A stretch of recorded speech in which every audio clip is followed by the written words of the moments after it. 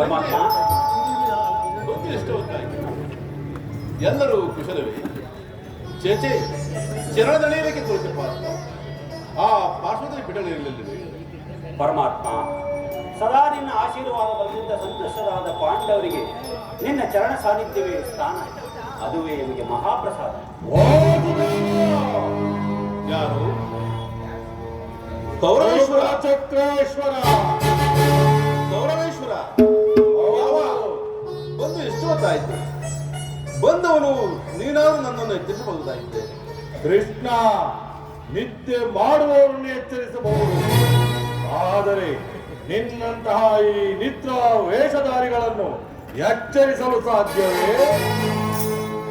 ರಾಜಾದಿರಾಜನಾದ ನೀನು ನನ್ನ ಸಮಯವನ್ನು ನಿರೀಕ್ಷಿಸುವಂತಾಯ್ತಲ್ಲ ಭಾವ.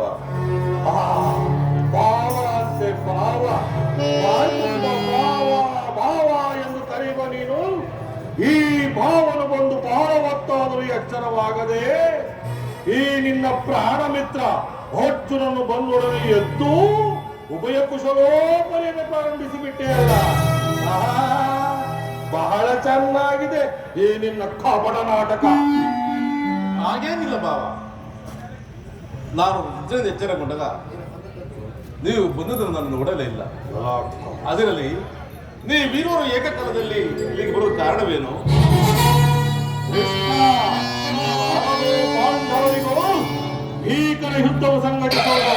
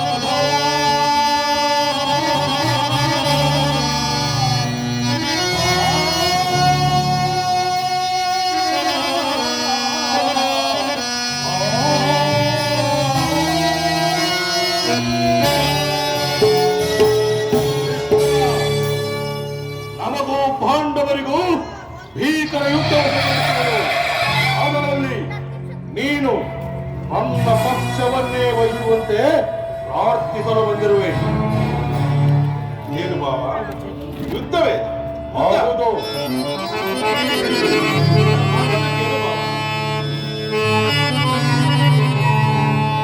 ಒಳ್ಳೆಯ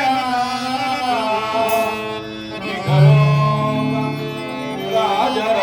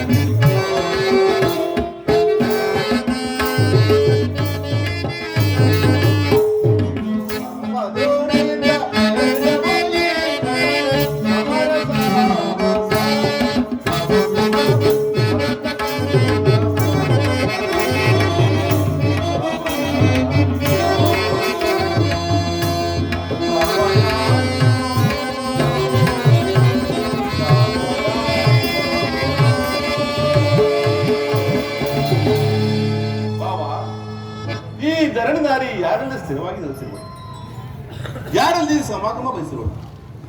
ಅಣ್ಣ ತಮ್ಮಂದಿರಾದ ನೀವುಗಳು ಕೇವಲ ನೆಲದಾಸರಾಗಿ ಒಡನಾಡಿ ಮಡಿಯುವುದು ಬೇಡ. ನನ್ನ ಮಾತನ್ನು ಕೇಳು ಬಾಬಾ. ಕೃಷ್ಣ, ಈ ನಿನ್ನ ಧರ್ಮ ಬೋಧನೆಯನ್ನು ಕೇಳಲು ನಾನು ಹಸ್ತಿನಾವತಿಯಿಂದ ದ್ವಾರಕೆಗೆ ಬರಲಿಲ್ಲ. ಧರ್ಮಶಾಸ್ತ್ರದಲ್ಲಿ ನಿನಗಿಂತ ಹೆಚ್ಚಿನ ಪರಿಶ್ರಮ ನನಗೂ ಇದೆ. ಈಗ ನಾನು ಬಂದ ಕಾರ್ಯವನ್ನು ಮಾಡುವೆಯೋ ಇಲ್ಲ? ಅರ್ಜುನ, ಪರಮಾತ್ಮ, ಕೇಳಿದೆ ನಿಮ್ಮ ಅಣ್ಣನಾಡುತ್ತಿರೋ ಮಾತುಗಳನ್ನು. ಕೇಳಿದೆ. ನೀನು ಸಹ ಯಾದವರ ಸಹಾಯವನ್ನು ಅಪೇಕ್ಷಿಸಿ ಬಂದಂತೆ ಕಾಣುತ್ತೆ. ಈ ಉಭಯ ಸಂಕಟದಲ್ಲಿ ನಾನು ಏನು ಮಾಡಿಲ್ಲ ಪಾರ್ಥ. ವಾಸುದೇವ, ನೀನು ನಿದ್ರೆಯಿಂದ ಎಚ್ಚರಗೊಂಡಾಗ ನಿನ್ನ ಕೃಪಾದೃಷ್ಟಿಯನ್ನು ಮೊದಲು ಪಡೆದವನು ನಾನು. ಆದ್ದರಿಂದ ನೀನು ನನಗೆ ಸಹಾಯ ಮಾಡಲೇಬೇಕು. ಅದಾಗಲು ಕೃಷ್ಣ, ನೀನು ನಮ್ಮಿಬ್ಬರಿಗೂ ಸಮಾನವಾದ ಬಂಧು.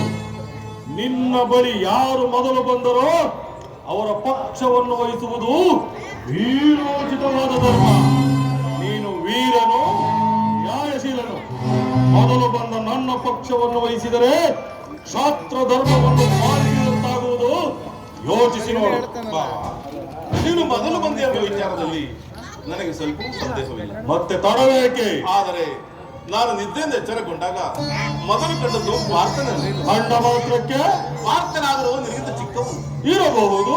ಆತನಿಗೆ ಬೇಕಾದನ್ನು ಕೇಳುವ ಅಧಿಕಾರ ಆತನಿಗೆ.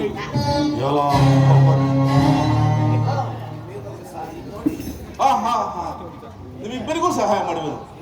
ಈಗ ಕೇಳಿರಿ, ಅಪ್ರತಿಮ ವೀರಭದ್ರರಿಂದ ಕೊಟ್ಟಿದ ಅಣ್ಣ ಬಲರಾಮ ಸಹಿತ ಯಾದವ 11 ಲಕ್ಷ ಸೇನೆಗಳ ಮುಂದೆ ನಿರಸ್ತನು ನಿರಾಯುಧನಾದ ನಾನು ಒಂದು ಕಡೆ. ಇದರಲ್ಲಿ ಇದನ್ನು ಯಾವುದನ್ನ ಪ್ರಶ್ನೆ ಪಾರ್ಥ? ವಾಸುದೇವ, ನಿಮ್ಮ ಯಾದವ ಸೈನ್ಯ ಸಾಗರವನ್ನು ರಾಜ್ಯ ಸಂಬಂಧಿಸಿದ ನಮಗೆ ಸೈನ್ಯದ ಮುಂದೆ ಎದುಕುಲ ಚೂಡಾಮಣಿ. ನಾನು ನಿನ್ನನ್ನೇ ಅಪೇಕ್ಷಿಸುವೆ. ಇವನು ಖುದ್ದಾಗಿ ಯುದ್ಧಕ್ಕೂ ನಿಲ್ಲುವುದಿಲ್ಲವಂತೆ, ರಣರಂಗದಲ್ಲಿ ಆವಿಲಗಳನ್ನು ಹಿಡಿಯುವುದಿಲ್ಲವಂತೆ. ರಣರಂಗದಲ್ಲೂ ಬೀಳಂಗೋ ಬೀಡಿದು ನಿಲ್ಲುವ ಇವನಿಂದ ರಣರಂಗದಲ್ಲಿ ನನಗಾಗಬೇಕಾದ ಕೆಲಸವಾಗಲು ಏನಿದೆ? ಕೃಷ್ಣ, ಬಾವಾ, ನನಗೆ ನೀನು ಬೇಡ. ಬಲಭದ್ರ ದೇವರ ಸಹಿತ ಯಾದವ ಅಕ್ಷೋಹಿಣಿ ಸೈನ್ಯವೇ ನನಗೆ ಸಾಕು. ಬಲೆ ಬಾವಾ, ಬಲೆ. ನಿನ್ನ ಪರಾಕ್ರಮಕ್ಕೆ ತಕ್ಕದನ್ನು ಅರಸಿಕೊಂಡು ನಡೆ ಬಾಬಾ, ಸೈನ್ಯಕ್ಕೆ ಆಜ್ಞಾಪಿಸುವುದು.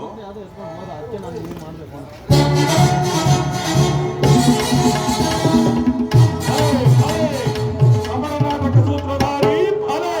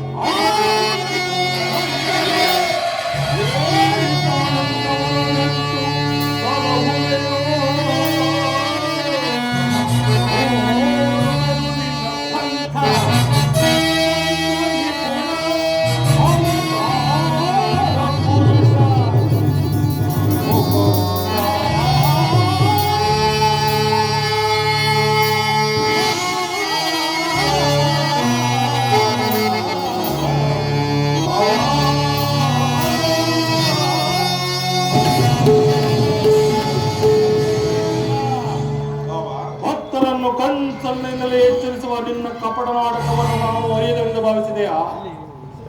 ಆ ಪಾಂಡವರೆಂದು ನಿನಗೆ ಅದೆಷ್ಟೊಂದು ಮಮಕಾರ, ಅದರಲ್ಲೂ ಈ ಪಾರ್ಥ. ಹೀಗಿರುವಾಗ ನಾವು ಬಂದು ನಿಮ್ಮೊಡನೆ ಬೆರೆಯಲು ಸಾಧ್ಯವೇ? ಕೃಷ್ಣ, ಈಗ ನಾವೇ ಬೇರೆ, ಆದರೂ ಬಾಲಕವಿಲ್ಲ ಕೃಷ್ಣ. ನೀನು ಆಯುಧಗಳನ್ನು ಹಿಡಿದು ಓಡಾಡುವುದು ವಚನ ಕೊಟ್ಟಿರುವೆ, ವಚನ ಭ್ರಷ್ಟನಾದಿಯೋ ಎಚ್ಚರ. ಆಡಿದ ಮಾತನ್ನು ಕೊಟ್ಟ ಭಾಷೆಯಿಂದ ಮರೆಯುವುದುಂಟೆ. ನಡೆ ಬಾವ, ನಡೆ. ಕೃಷ್ಣ, ಮುಂದೆ ಸಂಧಿಸೋಣ ಭೀಕರ ಸಮರಾಂಗಣದಲ್ಲಿ. ಕೃಷ್ಣ, ಇಲ್ಲಿಯೇ ಇದ್ದು ಆ ಪಾರ್ಥನಿಗೆ ಮತ್ತೊಮ್ಮೆ ಕಣ್ಸನ್ನೆ ಮಾಡಿ ನಡೆ. ಮುಂದೆ ನಡೆ.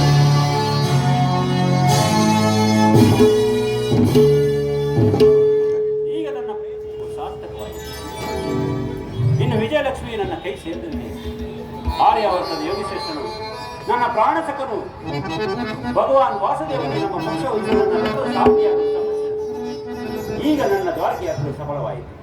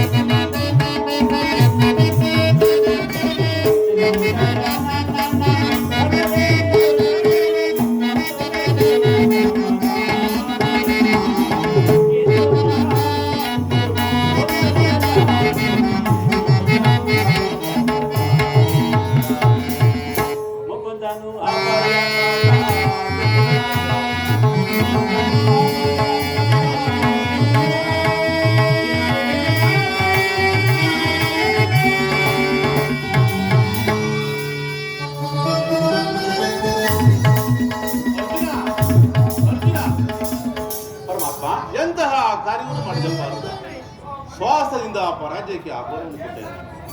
ಹರಿತವಾದ ಖಡ್ಗವನ್ನು ಬಿಚ್ಚಿತು ಹೊರೆಯನ್ನು ಆಶ್ರಯಿಸುವ ಮಂದಮತಿಗಳಂತೆ ಮುಂದೆ ರಣದುರಂಗದಲ್ಲಿ ಬೆರೆಯುವ ಹನ್ನೊಂದು ಅಕ್ಷರ ಸೇನೆಗಳು ಕೇಳಿಕೊಳ್ಳದೆ ಯುದ್ಧ ಯುವಕನು ನಿರಸ್ತ್ರ ನನ್ನನ್ನು ಕಟ್ಟಿಕೊಂಡೇ ಅಲ್ಲಪ್ಪ.